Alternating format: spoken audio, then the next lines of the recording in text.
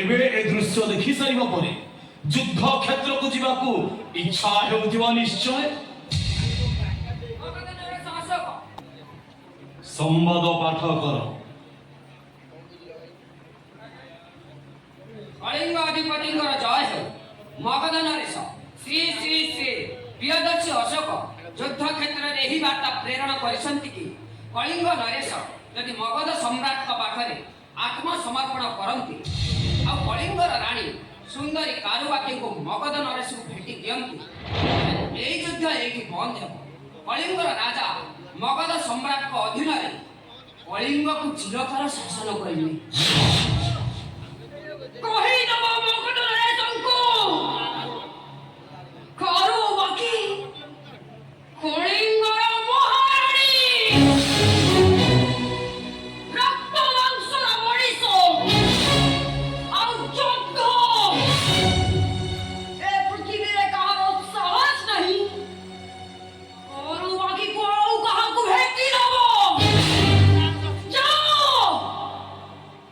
क्षमा करिवे महाराणी, वार्ता राजांग पाखकु उत्तर राजांग मोहर सुनिया चाहे।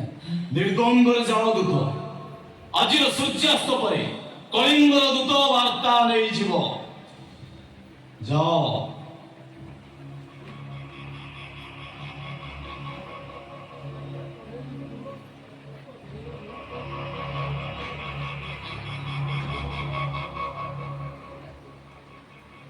हम पाई दुईटी रास्ता सैन्य मान युद्ध क्षेत्र को जीव